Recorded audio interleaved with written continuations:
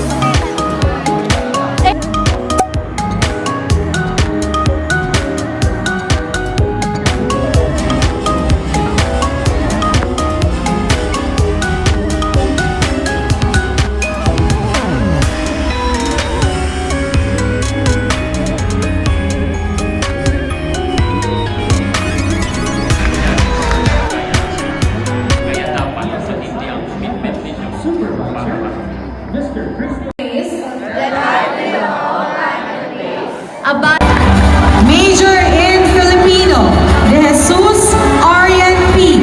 With cooperating teacher, Miss Jovelyn G. Dinglasay.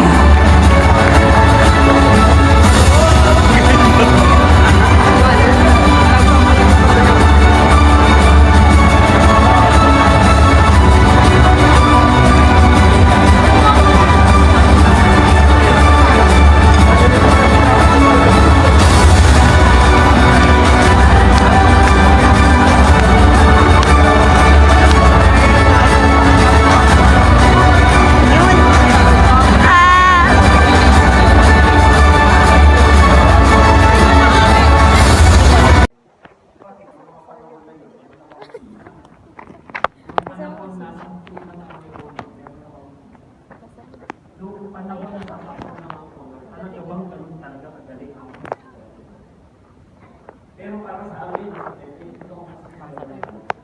Kung noong unang panahon, sa unang student, 10 lang ba? Isa pa hanggang likod. 10 estudyante lang ba ang talagang deserving na makapagpabigyan ng karangalan? Sa palagay ko, kailangan talaga bigyan ng karangalan yung talagang bakit tayo maniniminaan ng sakit? Kung talagang maraming naman, kung talagang maraming magkita. Granted na meron siguro na deserving. Pero hindi ibig sabihin na yung 10 dati, deserving na rin mo. dugtungin ang mga dapat naman. Kung makapasok ninyo sa inyong mga eskwela, sa inyong mga schools, huwag lang yung ito-focus nyo palagi. Yung laging sumasagot.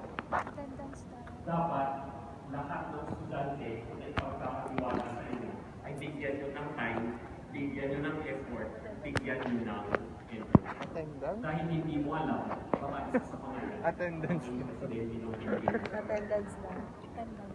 Attendance check. Hindi man siya maging presidente ng Pilipinas, baka siya yung maging pag-asa. Attendance check. Hindi tayo dapat mag-focus sa mga tao. Iyan ang dapat nating tingnan. Bigay kay Aba. Tanong, pwede ko kayo doon mga kapatid. Kung nasanay tayo na ganun din ang mindset. Top 10 lang, top 5 lang. Kaya, one of my favorite students dati hindi siya favorite. Malungkot bata ko, nahuli namin siya na mayroong mamiwalong dati. Tinatawag yung magulang. Mag-hi ka na. Kanina pa ako nag-hi. Ako na naman. Ipag-usap sa amin. After a few days, I found out na yung dinala ay kapitbahay lang nila. Hindi siya kaalam. Ulit yung bata sa kakulong. Pero, marami kayong pagkakataon na yun. Magkakaroon kayo ng sarili ninyo. Sarili ninyo pasali ng mga bata. Pero alam nyo, nasaan siya ngayon? Sa ngayon ay siman siya ngayon. Pag naghingi ka ng donation sa school ngayon, magbibigay yan per year to your donation. Paabot kila Aba. Magbibigay yan para sa TV ng mga bata. Pero nung panahon masyado tayong grade-centric. Grade-centric ang mga estudyante natin. Mas mahalaga yung pagpasa. Mas mahalaga yung makapagpasa. Wala si Jerison. Alam niyo po, nung nagtuturo ako ng 4th year high school,